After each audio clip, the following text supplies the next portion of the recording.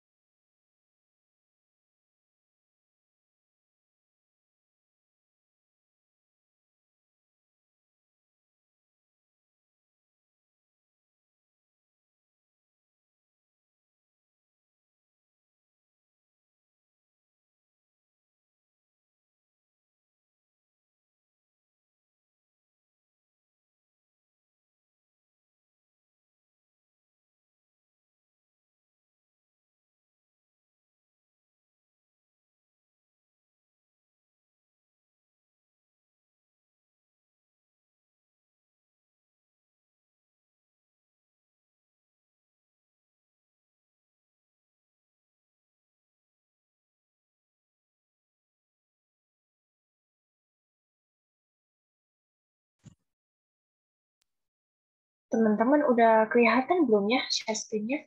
Kok di tempat aku belum kelihatan ya ini? Bentar, sebentar. Udah kelihatan belum ya? Udah, Kak. Oh, udah ya, di tempat aku belum kelihatan nih. Bentar ya, tunggu-tunggu ya. Duh, gimana nih? Di sana udah kelihatan, di sini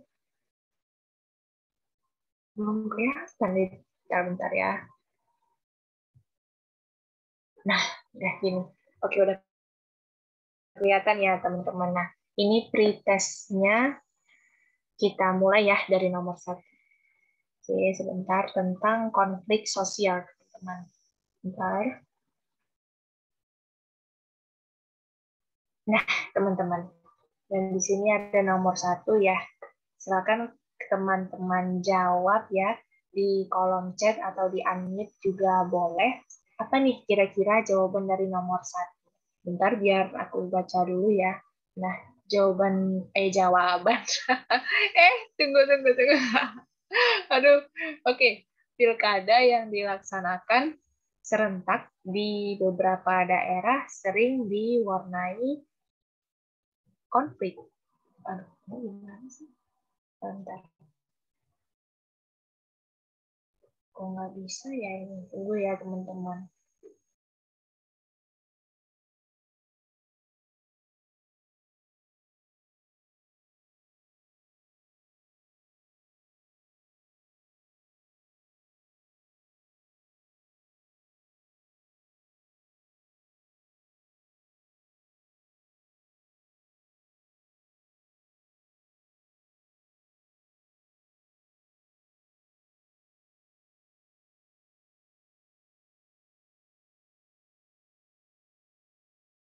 Bentar ya, aku share screen ulang ya tadi.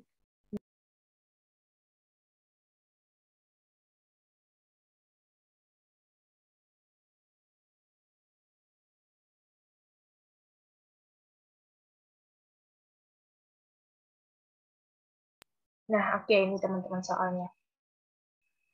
Jadi, pilkada yang dilaksanakan serentak di beberapa daerah sering diwarnai konflik. Konflik sering disebabkan karena perselisihan antar kader, parpol ya, partai politik. Kondisi tersebut memaksa KPU untuk segera menyelesaikan permasalahan. KPU mengimbau agar sikap para kader dan pendukung partai politik tidak memicu konflik. Uraian di atas menunjukkan bahwa A. Perbedaan status sosial antar calon kepala daerah yang menyebabkan konflik. B. Konflik muncul karena perbedaan pandangan antar kader, partai. C. Petugas KPU bersikap diskriminatif atau bersikap ada pembedaan perlakuan di sini. Diskriminasi ya, diskriminatif kepada partai tertentu. D. Perbedaan kualitas pemimpin menentukan hasil pilkada. E. Kesenjangan sosial antar partai dapat memicu konflik. Nah, coba teman-teman jawab apa sih jawaban dari soal ini?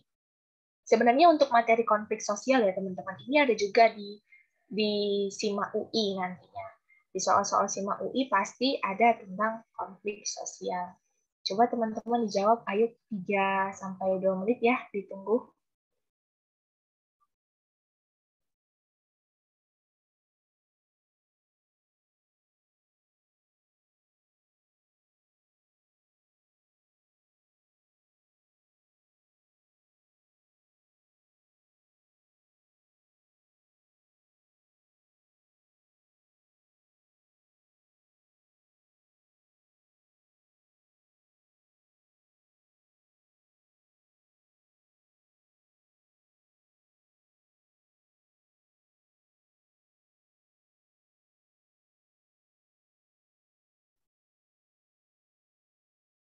Jawabnya di everyone aja, Wahyu. Gak apa-apa kok. Di everyone aja jawabnya ya. Oke, ada yang jawab B. Nah, teman-teman jawab B. Yuk, satu orang lagi, yuk. Satu atau dua orang lagi, yuk. Coba jawab ini. Satu soal ini. Sebentar. B. Karena di B dijelaskan konflik muncul karena perbedaan pandangan antar kader. Sesuai di soal perselisihan disebabkan antar kader partai. Jadi, terjadi konflik karena perbedaan pandangan. Oke, ada yang jawab B juga. Yuk, satu orang lagi, yuk. Satu orang lagi, yuk. Coba yuk.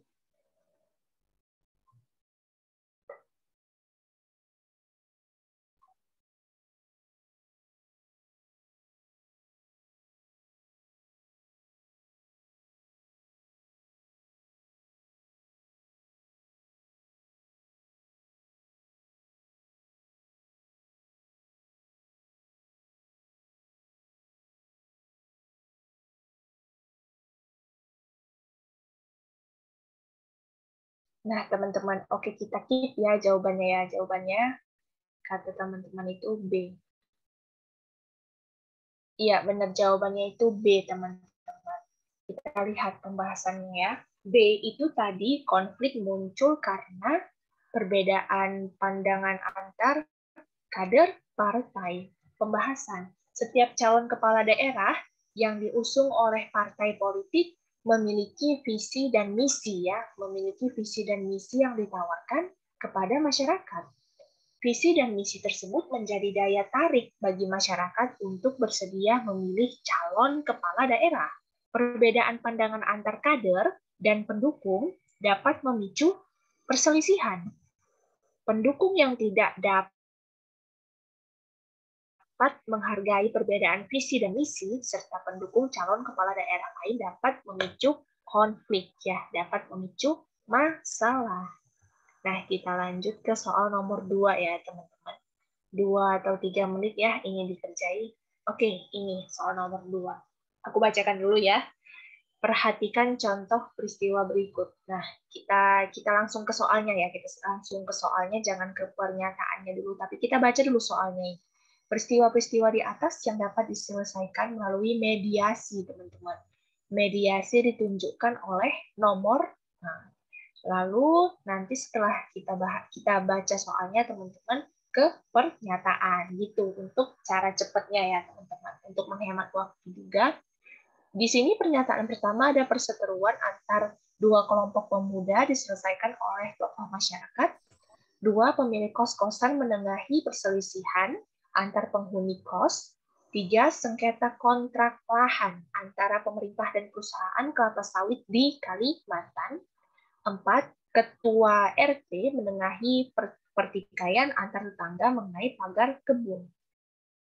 Lima, pihak kepolisian memaksa kelompok teroris melakukan gencatan senjata. Nah, di sini ada kata mediasi, teman-teman.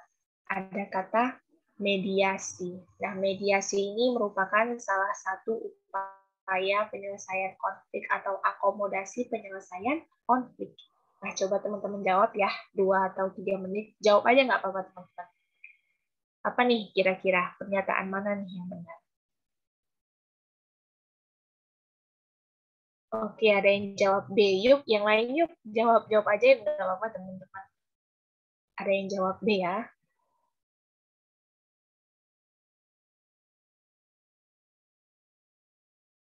B, oke, B. Ayo, yang lainnya satu orang lagi atau 2 orang lagi, yuk. B itu apa? Itu 1, 2, dan 4. Nah, kita lihat pernyataannya. 1, perseteruan. 2, pemilik kos. 4, ketua RT.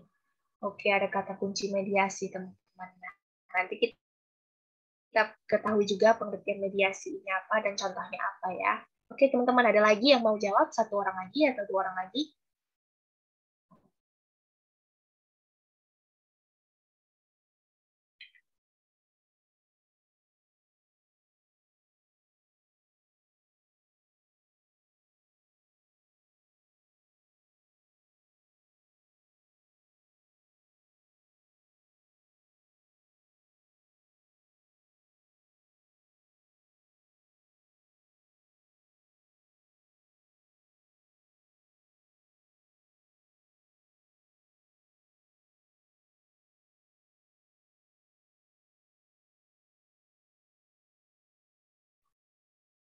Oke, langsung kita lihat aja ya, teman-teman, jawabannya ya. Jawaban dan pembahasannya langsung aja kita lihat. Oke, nah, kita lihat. Ya, jawabannya itu B, teman-teman. 1, 2, dan 4. Nah, kita balik lagi ke pernyataan 1, 2, dan 4. Kita balik ya.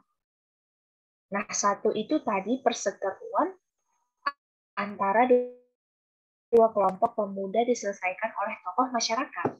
Pemilik kos-kosan yang kedua, pemilik kos-kosan menengahi perselisihan antar penghuni kos. 4, ketua RT menengahi pertikaian antar tetangga mengenai pagar kebun. Nah, kita lihat pembahasannya. Apa sih itu mediasi? Nah, mediasi merupakan penyelesaian konflik dengan melibatkan pihak ketiga, teman-teman. Ada pihak ketiga di sini. Di sini yang bersifat netral, sama-sama kuat, sama-sama seimbang gitu. Jadi pihak ketiganya ini enggak berpihak kemanapun, tapi dia bertujuan menengahi, menasihati dua kelompok atau dua orang yang sedang berkonflik, gitu ya. Contoh, konflik dapat diselesaikan melalui mediasi ditunjukkan oleh 1, 2, dan 4 yang tadi ya, teman-teman. Nah, pernyataan 3, kalau pernyataan 3 itu merupakan contoh dari akomodasi arbitrasi. Nah, 3 kita lihat ya. 3 itu sengketa kontrak lahan antara pemerintah dan perusahaan kelapa sawit di Kalimantan. Nah, arbitrasi adalah upaya akomodasi juga, upaya penyelesaian konflik yang dia melibatkan pihak ketiga juga, teman-teman. Dia melibatkan pihak ketiga juga gitu. Tapi pihak ketiga ini bukan hanya berperan sebagai penengah atau penasihat. Dia juga memberikan keputusan gitu. Dia juga memberikan keputusan dari adanya konflik tadi. Itulah yang namanya arbitrasi. Nah, kalau nomor 5 itu disebut dengan contoh konflik koersi. Kita lihat yang nomor 5 ya, pernyataan 5. Pihak kepolisian memaksa kelompok teroris melakukan gencatan senjata. Nah, kalau koersi ya teman-teman, kata koersi itu tuh merujuk pada kekerasan atau paksaan, penyelesaian konflik melalui kekerasan atau paksaan. Nah, kalau konflik itu tidak bisa diselesaikan secara baik-baik, nggak bisa diselesaikan baik-baik, nah maka dengan cara kekerasan lah jalan lainnya. Dengan cara paksaan, dengan cara kekerasan diselesaikan. Itu yang namanya koersi. Nah, di sini gencatan senjata ini adalah paksaan, kekerasan gitu ya teman-teman. Maka dia tergolong ke dalam contoh koersi, upaya penyelesaian konflik yang mana disebut dengan koersi. Oke, kita ke soal nomor 3 ya. Nah, soal nomor 3 nih teman-teman. Sama juga kayak tadi nih tipe soalnya ya. Baca dulu soalnya ya teman-teman, baru pernyataan-pernyataan di atas. Oke, dari beberapa kondisi sosial tersebut, yang merupakan dampak positif dari adanya konflik adalah, nah teman-teman, apa nih kira-kira? Pernyataan pertama itu ada perubahan kepribadian, kedua memunculkan adanya kompromi baru, atau pihak-pihak yang sedang berkonflik sama-sama mengurangi tuntutan, 3. Meningkatkan rasa solidaritas antar anggota kelompok, 4. Muncul dominasi dari kelompok pemenang terhadap kelompok yang kalah. Nah, apa nih kira-kira teman-teman jawabannya? Yuk, mungkin bisa dijawab dulu. Apa nih kira-kira ya?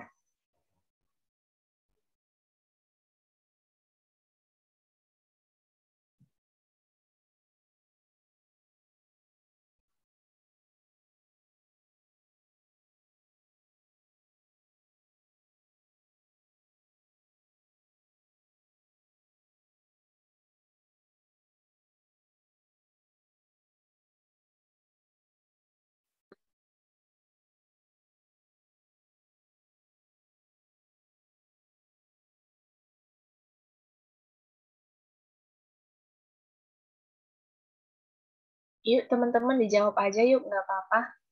Apa nih kira-kira jawabannya ya? Dari nomor 3. 2 dan 3. Antara B atau C. Oke, 2 dan 3 itu apa sih? 2 dan 3 itu C ya. Oke, kita lihat pelan-pelan 2 dan 3. Atau enggak B gitu ya. 2 dan 3 memunculkan adanya kompromi baru, meningkatkan rasa solidaritas. 1, adanya perubahan kepribadian. Oke, kita keep ya B atau C gitu ya teman-teman. Nah, ini ada yang jawab lagi, ada yang jawab B.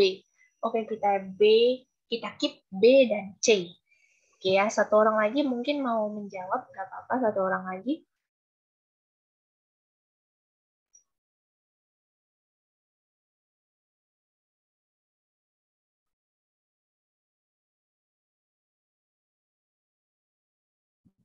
Ya, satu orang lagi. Oke, C. Oke, B dan C. Oke, kita lihat ya pembahasannya. Cus, kita langsung ke pembahasan. 2 dan 3, 1 dan 3. Ya, jawabannya itu C, teman-teman. Jawabannya itu C, 2 dan 3. Nah, dampak positif dari adanya konflik sosial antara lain, nah ini ada berapa nih? Ada 5 dampak positifnya terhadap teman-teman. Jadi konflik sosial bukan hanya bisa berdampak negatif, tapi juga bisa berdampak atau berakibat positif. Kita lihat ya. Yang pertama, konflik dapat meningkatkan rasa solidaritas di antara anggota kelompok. Iya kan? Nah, yang kedua, konflik bisa memunculkan kompromi baru. Ketiga, konflik dapat memperjelas berbagai macam aspek kehidupan masyarakat yang masih belum jelas. 4. Konflik menimbulkan penyesuaian kembali nilai dan norma yang berlaku dalam masyarakat. 5. Konflik bisa mengurangi rasa ketergantungan terhadap individu atau kelompok. Gitu ya. Dan jadi, teman-teman, jawaban yang benar itu adalah 2 dan 3, teman-teman. Dampak positif dari konflik itu yang benar 2 dan 3. Gitu teman-teman. Oke, kita lanjut ke materi ya, ke materi konflik sosial. Nanti post-testnya di akhir 3 soal.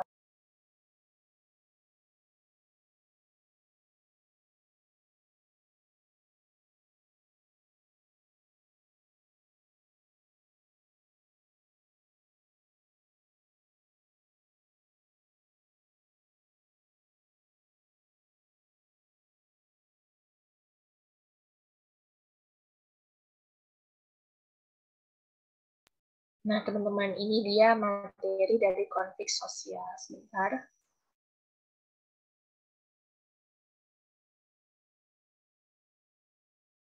Ya, ini. Kita mulai dari definisi konflik sosial dulu ya.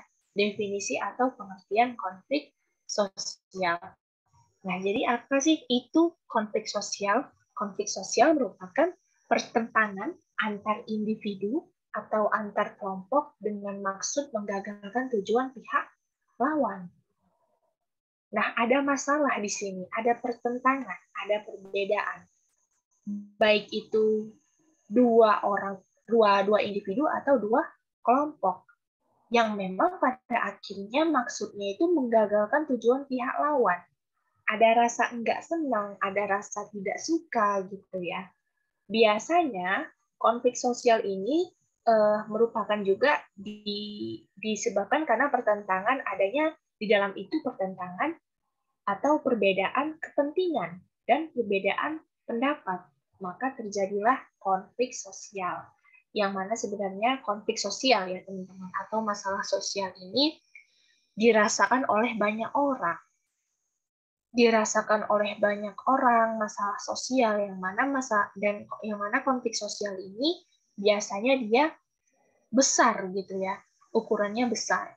Tapi kalau dia konflik antar individu itu yang namanya masalah pribadi. Cuma dua orang itu aja yang tahu gitu ya. Kalau masalah sosial tadi dirasakan oleh masyarakat, oleh semua orang. Gitu ya, teman-teman. Oke, di B, bentuk-bentuk konflik sosial atau macam-macam konflik sosial ya, teman-teman. Yang pertama itu ada konflik fungsional dan yang kedua ada konflik disfungsional atau destruktif. Kita lihat ya. Nah, konflik fungsional adalah konflik yang bermanfaat bagi keutuhan sebuah organisasi. Konflik ini bersifat konstruktif dalam memperkuat identitas ataupun solidaritas kelompok. Nah, konstruktif maksudnya apa? Konstruktif itu bersifat membangun, teman-teman. Konstruktif itu bersifat membangun. Jadi dari adanya konflik, antar individu atau antar kelompok bisa memperbaiki lagi, bisa memperkuat identitasnya kembali atau solidaritasnya kembali gitu ya.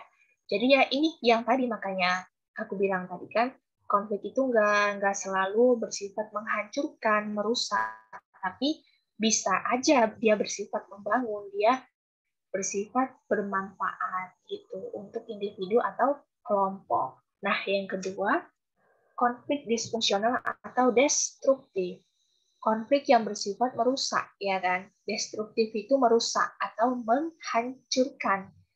Menghancurkan kelompok atau organisasi dan individu, baik merusak fisik, psikologis. Nah, fisiknya juga dirusak, dihancurkan, dan psikologisnya juga dirusak atau dihancurkan. Konflik destruktif tidak bermanfaat karena tidak sesuai dengan tujuan kelompok organisasi. Jadi memang dia nggak ada manfaatnya sama sekali, udah dihancurkan, udah dirusak, sama sekali nggak bermanfaat lagi pokoknya untuk individu atau kelompok. Nah, lanjut ya teman-teman. Selanjutnya itu ada faktor penyebab terjadinya konflik sosial. Nah, faktor penyebab terjadinya konflik sosial itu pertama perbedaan kepentingan udah pasti ya teman-teman. Perbedaan kepentingan itu udah pasti. Perbedaan kebudayaan juga iya, beda kebudayaan suku Batak dan kebudayaan suku Jawa gitu ya. Sehingga inilah yang menyebabkan terbentuknya stereotip. Contoh stereotipnya itu misal orang Batak menilai orang Jawa itu lemah lembut, halus-halus gitu ya. Nah, sedangkan orang Jawa mungkin menilai orang Batak itu keras-keras, kasar-kasar gitu ya. Nah, itulah yang namanya perbedaan kebudayaan, atau itu yang bisa mengakibatkan terbentuknya stereotip atau stereotip. Dan perbedaan adat mungkin ya, adat di orang Batak berbeda, adat di orang Jawa juga berbeda. Nah, perbedaan adat ini misalnya kayak ketidakcocokan yang ada di adat Batak, ternyata nggak ada di adat Jawa, dan orang Jawa menganggap yang ada di adat Batak itu nggak perlulah diikuti gitu kan, nggak perlulah diinternalisasikan ke adat Jawa. Nah, itu yang menyebabkan konflik sosial. Nah, perbedaan keyakinan ini udah pasti ya. Perbedaan agama, perbedaan keyakinan ini udah pasti. Orang yang beragama Islam menilai orang yang beragama Kristen itu begini-begini. Nah, begitu juga sebaliknya. Itu yang memunculkan pandangan atau perspektif sehingga mengakibatkan terjadinya konflik sosial. Nah, kesenjangan sosial yang keempat ya, kesenjangan sosial atau garis perbedaan yang terlihat jelas. Nah, ini pasti teman-teman. Contoh ya, contoh kesenjangan sosial kita lihat pada masyarakat kota atau pada masyarakat desa ya. Itu kan terlihat jelas. Masyarakat kota udah ngerti tentang teknologi, tentang internet gitu ya, tentang informasi yang sangat cepat ini berkembang. Sedangkan mungkin masyarakat desa masih ada yang belum tahu gimana gunain internet, gunain teknologi gitu ya. Nah, ini kan ada kesenjangan sosial di situ teman-teman. Bahwa ini yang menunjukkan masyarakat kota itu lebih maju ya, maksudnya ya, lebih berkembang gitu mereka dalam pemahamannya bidang teknologi. Nah, sedangkan masyarakat desa mungkin ketertinggalan. Nah, ini yang dinamakan kesenjangan sosial. Nah, perubahan sosial yang cepat. Apa itu perubahan sosial? Perubahan sosial adalah suatu variasi atau cara hidup yang baru. Nah, yang namanya berubah ya, pasti ada yang baru gitu dalam diri seseorang atau dalam diri kelompok, dalam diri anggota kelompok. Nah, perubahan sosial ini bisa termasuk itu berubahnya pada bidang pertanian, bidang perdagangan, bidang industri, maupun bidang sosbud, bidang sosial budaya, gitu teman-teman. Nah, di sini ada juga akomodasi ya, ini juga tadi sempat disinggung di soal akomodasi penyelesaian konflik sosial apa aja sih? Nah, yang pertama itu ada toleransi, kedua ada kompromi, ketiga ada koersi, ya kan? Keempat ada mediasi, kelima arbitrasi, enam adjudikasi, ketujuh ada stalemate, kedelapan ya teman-teman, kedelapan ada segregasi, kesembilan ada konsiliasi. Kita bahas yang pertama ya, apa sih toleransi? Nah, toleransi merupakan usaha untuk menghargai atau menghormati perbedaan. Nah, sama-sama saling menghargai. Dua suku yang berbeda, dua agama yang berbeda sama-sama saling menghargai. Gitu ya. Nah, yang kompromi kedua adalah pihak-pihak yang berkonflik sama-sama mengurangi tuntutan untuk mencapai penyelesaian. Sama-sama mengurangi tuntutan, sama-sama berunding, sama-sama berdiskusi. Gimana jalan keluar yang tepat, gimana cara mengatasi persoalan ini, konflik ini. Jadi pihak-pihak yang berkonflik itu sama-sama berunding, sama-sama ketemu, sama-sama berdiskusi. Nah, yang ketiga apa? Koersi. Adalah usaha penyelesaian konflik dengan cara paksa, secara fisik dan psikologis. Ya kan? Kayak yang tadi ya, dengan gencatan senjata. Pakai senjata itu udah namanya paksaan, teman-teman. Paksaan fisik gitu ya. Nah, itulah yang dinamakan koersi. Tapi kalau mediasi, yang keempat adalah usaha penyelesaian konflik yang menggunakan pihak ketiga, ya, melalui pihak ketiga yang sebagai penasihat atau penengah. Dia hanya sebagai penengah aja, penasihat. Dia nggak cenderung kemana-mana, nggak berpihak ke pihak mana gitu ya. Dia bersifat netral aja pokoknya. Kalau yang penengah, mediasi. Sedangkan yang kelima itu ada arbitrasi. Nah, penyelesaian konflik yang dilakukan melalui pihak ketiga, dihadirkan pihak ketiga dan kedudukannya lebih tinggi. Kedudukannya lebih tinggi, maksudnya dia nggak hanya jadi penengah atau penasihat, tapi juga memberikan keputusan. Juga memberikan solusi, teman-teman, seperti berupa solusi gitu ya. Dan memang harus dipatuhi oleh pihak-pihak yang berkonflik. Nah, dihadirkan pihak ketiga yang kedudukannya lebih tinggi, nggak hanya sebagai penasihat, tapi juga menentukan keputusan. Itu yang namanya arbitrasi. Nah, kalau adjudication ya, teman-teman, adjudikasi ini apa? Adjudikasi adalah usaha penyelesaian konflik melalui pengadilan, meja hijau. Biasanya ini memang konflik yang cukup besar, teman-teman, sehingga dibawa ke meja hijau pengadilan. Itulah yang namanya adjudikasi. Tapi kalau stalemate yang ketujuh, proses penyelesaian konflik dengan dua belah pihak memiliki kekuatan yang seimbang. Sehingga pertikaiannya itu berhenti sendiri. Nah, sama-sama ini ya teman-teman, sama-sama dua pihak itu saling memiliki kekuatan yang seimbang.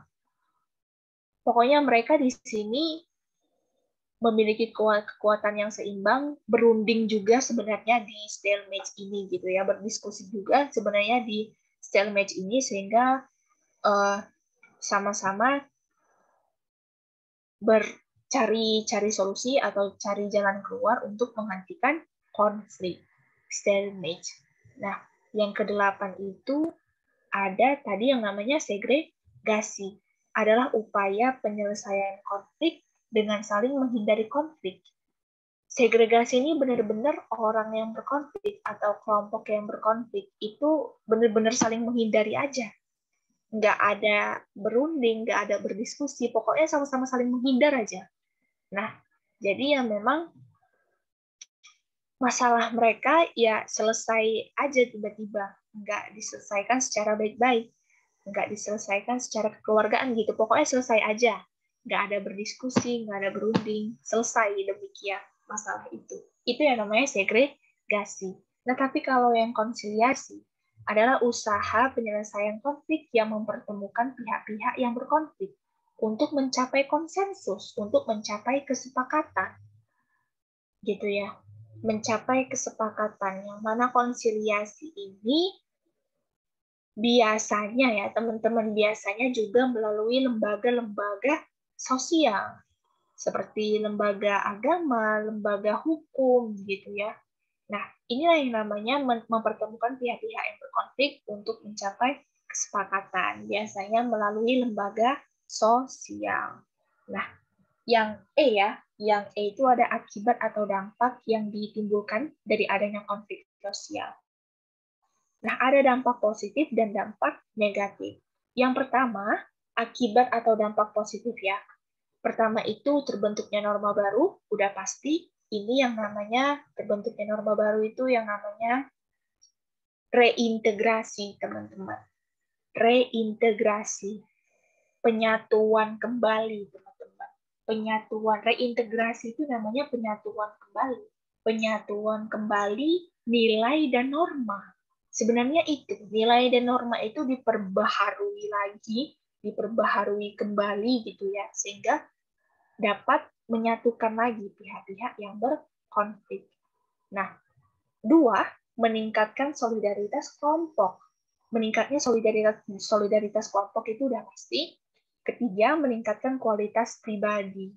Meningkatkan kualitas pribadi individu atau antar anggota kelompok. Nah, empat, mendorong kesadaran kelompok. Nah, dua kelompok sama-sama sadar bahwa dari adanya konflik, dari terjadinya konflik itu banyak hikmah atau pelajaran yang bisa dipetik, yang bisa diambil. Nah, kita lihat ke dampak negatif. Yang pertama, tentu merusak struktur sosial.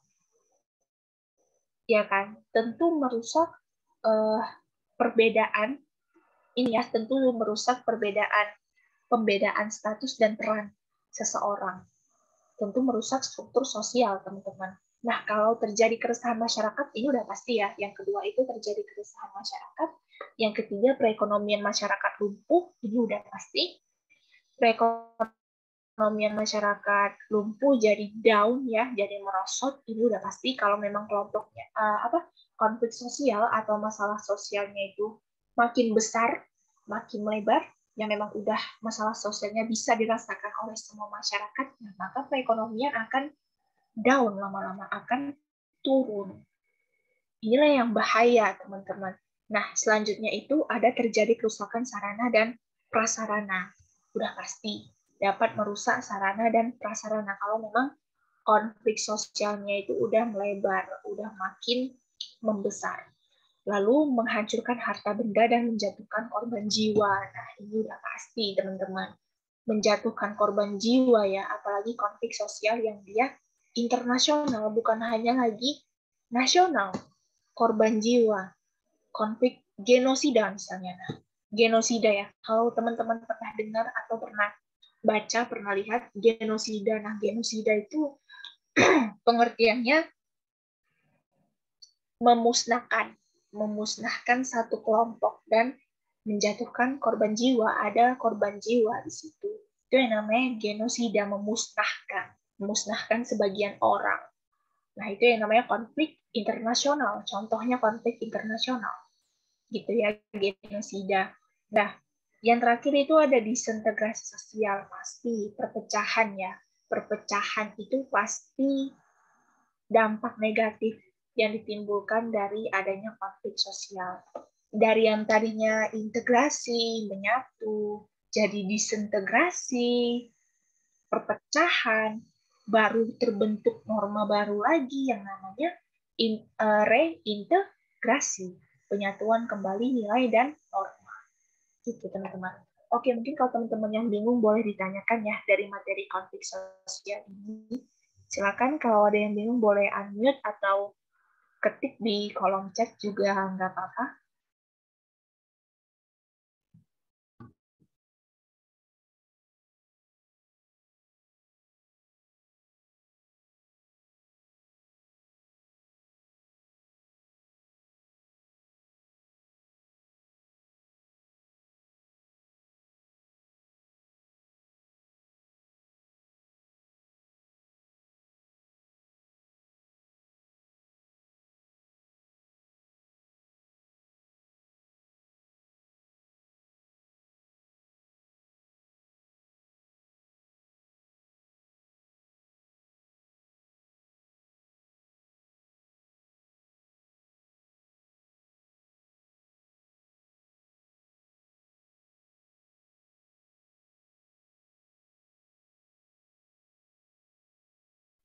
Gimana teman-teman, ada yang mau nanya atau udah paham? Nggak apa-apa, ditanya aja di kolom chat ya, karena konflik sosial ini juga sering muncul kok, juga sering muncul di SIMA UI gitu ya. Jadi teman-teman kalau ada yang mau ikut SIMA UI, maka konflik sosial ini tentu ada pastinya di soal-soal SIMA UI. Ayo teman-teman tanya aja yuk, nggak apa-apa yuk.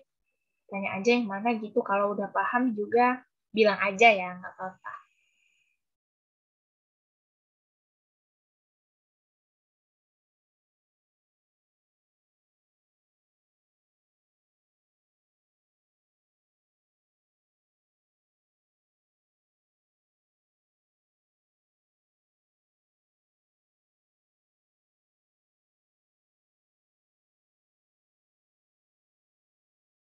Iya, Wahyu Syafira, silakan tanya aja. Di unmute juga nggak apa-apa ya, di unmute juga nggak apa-apa.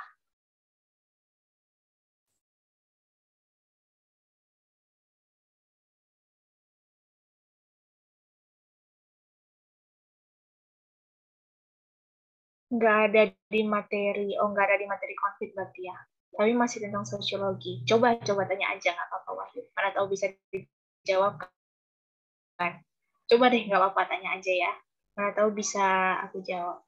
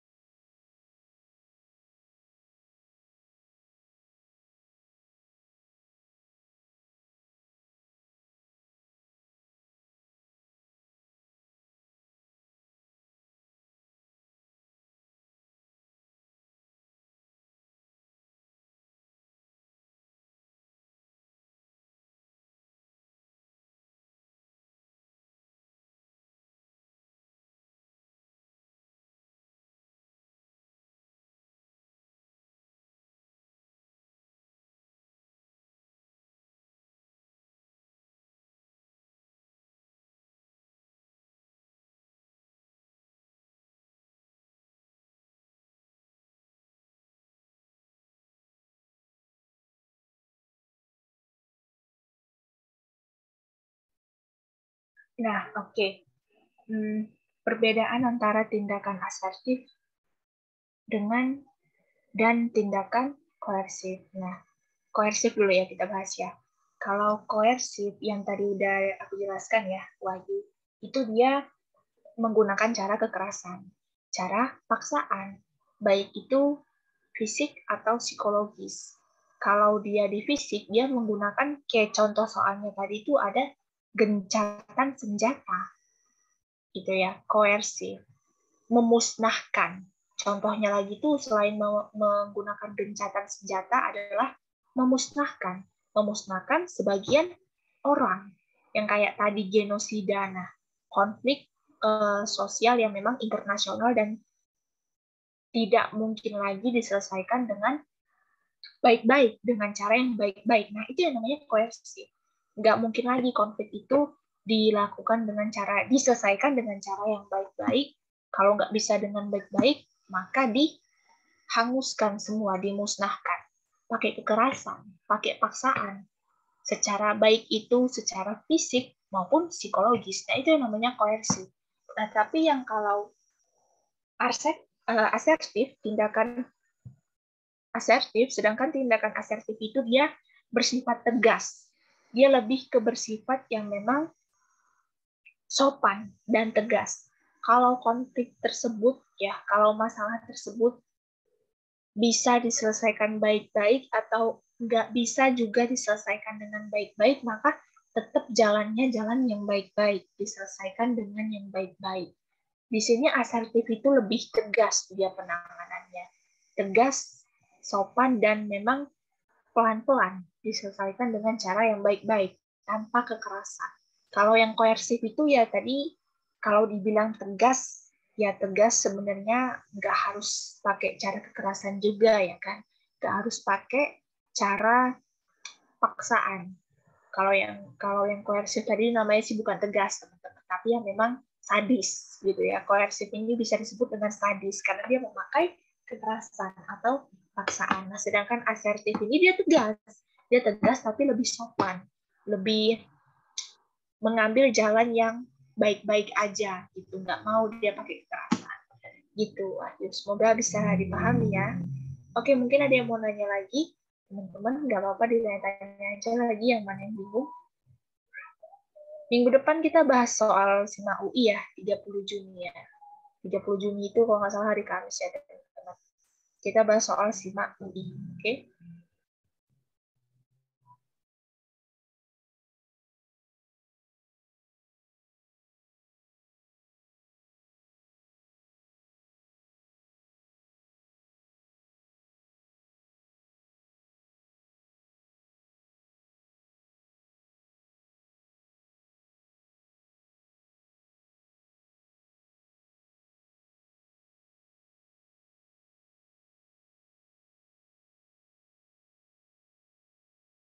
Iya, sama-sama Wahyu. Oke, yang lain yuk. Nggak apa-apa yuk, tanya-tanya aja. Tanya-tanya lagi yuk, 2 orang ya. 2 orang nggak apa-apa, tanya-tanya aja lagi. Aku tunggu sampai jam 4 ya, teman-teman, kalau masih ada pertanyaan. Nggak apa-apa di luar materi konflik sosial juga nggak apa-apa. Kayak Wahyu tadi kan nanya tentang di luar sebenarnya ini ya. Entah itu materi struktur sosial atau materi-materi yang memang kalian tahu ada di SIMA UI gitu ya, materi globalisasi, materi gejala sosial, coba tanya aja di sini, nggak apa-apa.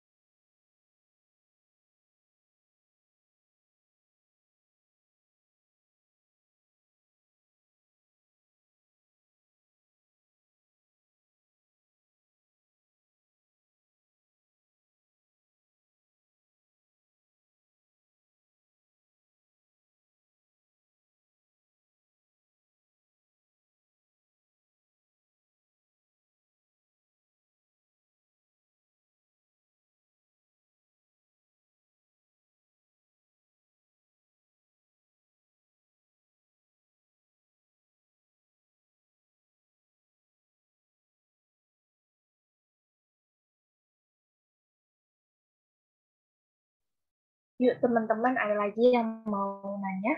Kira-kira sampai 15.55 ya. Kalau nggak ada yang mau tanya, kita lanjut ke post-tes ya teman-teman.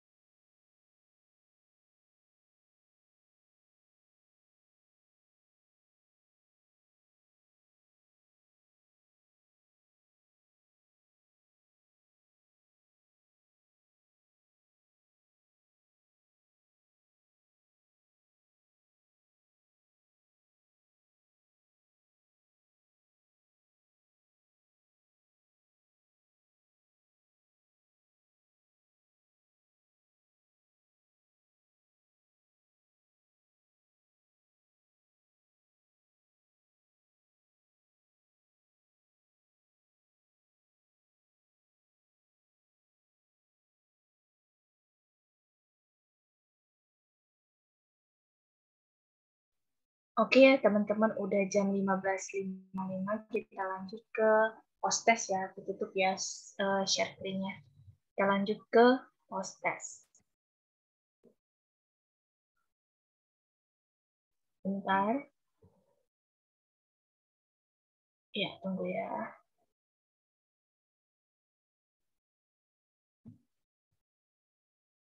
Nah, teman-teman, ini post-tes nomor 4 ya, teman-teman. Ini nomor 4 di post-tes. Teman-teman jawab di chat ya. Coba ya. Nah, agar usaha mebel milik Pak Mamat terus berjalan, ia berupaya untuk menebang sejumlah pohon di hutan sebagai bahan dasar pembuatan produksi mebelnya. Namun, para warga menolak tindakan Pak Mamat karena hutan merupakan kawasan yang dibutuhkan masyarakat agar kelestarian lingkungan itu terjaga. Hal ini menimbulkan konflik di antara mereka. Faktor yang menyebabkan terjadinya konflik itu adalah apakah menyebabkannya karena perbedaan kebudayaan, perbedaan kebutuhan, perbedaan antar individu, perbedaan kepentingan, atau ada perubahan sosial di sini, teman-teman. Nah, coba yuk mulai dijawab ya di kolom chat.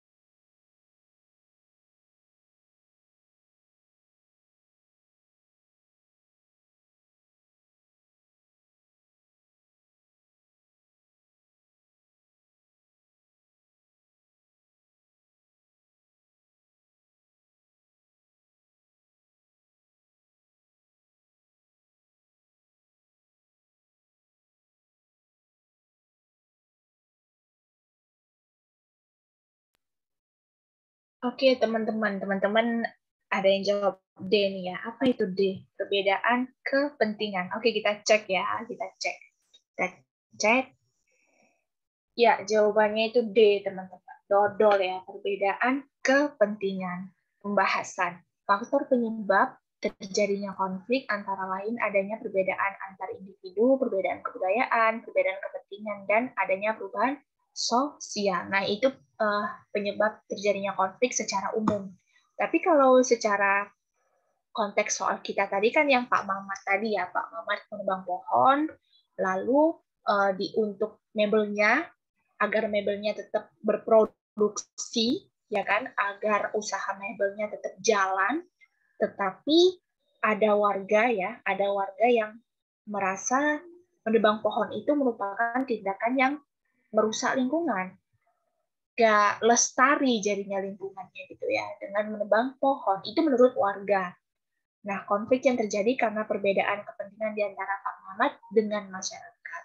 Itu disebabkan oleh adanya perbedaan kepentingan. Ada pihak yang nggak setuju, ada yang pihak merasa itu nggak baik untuk dilakukan. Itu yang namanya perbedaan kepentingan. Nah, lanjut ke soal nomor 5 ya, teman-teman. 2 soal lagi. Nah, ini kira-kira apa nih jawabannya, teman-teman? Nah, kasus pencurian sepeda motor yang dilakukan oleh Mada tidak bisa diselesaikan secara kekeluargaan. Pihak korban pencurian melaporkan kasus ini kepada pihak kepolisian agar diproses secara hukum. Kasus ini pun telah sampai di pengadilan dan Mada dijatuhi hukuman pidana. Penyelesaian konflik di atas diselesaikan secara apa nih teman-teman? Teman-teman ada yang jawab B nih, diselesaikan secara adjudikasi. Oke, bentar ya. Satu orang lagi kira-kira yang mau jawab. Satu orang lagi. Oke, B. Kita cek ya, teman-teman. Kita cek. Di sini ada kompromi, adjudikasi, arbitrasi, konsiliasi, dan mediasi. Kita cek sebentar. Ya, itu jawabannya B, teman-teman. Adjudication. Nah, cara pemecahan konflik atau akomodasi penyelesaian konflik. Kita bahas dari soal tadi ya, ada kompromi, pihak yang berkonflik saling mengurangi tuntutan, gitu ya, saling berdiskusi, saling berunding untuk mencapai suatu kesepakatan juga, adjudikasi melalui meja hijau atau pengadilan, arbitrasi yang mana melalui pihak ketiga dan dia berperan menentukan keputusan, memberikan keputusan terhadap pihak-pihak yang berkonflik. Konsiliasi dilakukan melalui lembaga tertentu, teman-teman ya. Lembaga tertentu, bukan lembaga sosial, sorry tadi ya. Lembaga tertentu kayak lembaga agama, lembaga hukum, dan dianggap dapat memberikan keputusan yang adil kepada pihak-pihak yang berkonflik. Nah, kalau mediasi adalah pihak yang berkonflik sepakat menunjuk mediator. Nah, mediator ini pihak ketiga yang dia hanya berperan sebagai penengah, gitu ya, penengah atau penasihat. Oke, jadi kasus pencurian sepeda motor yang dilakukan oleh Mada sampai dibawa ke pengadilan merupakan contoh penyelesaian konflik secara adjudication atau adjudikasi. Oke, lanjut ke soal nomor 6. Nah, teman-teman, soal nomor 6, baca dulu soalnya ya. Baca dulu soalnya. Pernyataan yang merupakan ciri lembaga sosial. Oke, ciri lembaga sosial. Yang pertama di sini memiliki ketentuan yang mengikat bagi para anggota, ada tradisi yang melekat, ya kan? Yang ketiga, memiliki alat-alat perlengkapan untuk mencapai tujuan. 4, memiliki tradisi secara tertulis maupun tidak tertulis. Nah, teman-teman, ciri-ciri lembaga sosial. Apa aja sih ciri-ciri lembaga sosial ya? Coba teman-teman dijawab. Mungkin masih ingat apa aja itu ciri-ciri lembaga sosial?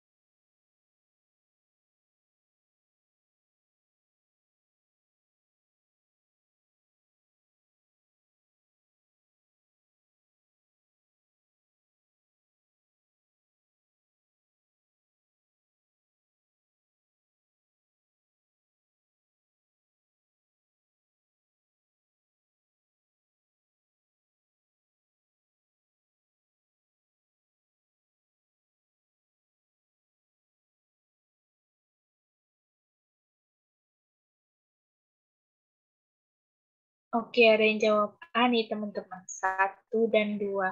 Nah, A, D gitu ya. Oke, kita keep ya. A, D, D itu apa? 2 dan 4. Jadi kita cek nanti ya. 1 orang lagi ya, ditunggu ya teman-teman.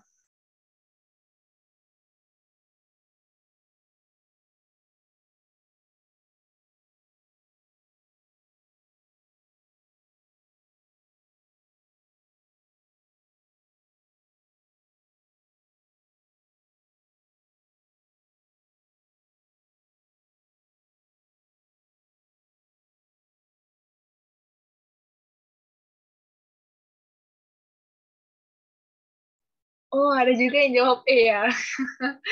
Beraneka ragam ya. Ada A, D, E gitu ya. Oke, kita cek ya teman-teman. Kita cek jawaban dan pembahasannya yang tepat itu gimana sih gitu ya. Kita cek ya. A, D, E. Waduh. Kita cek.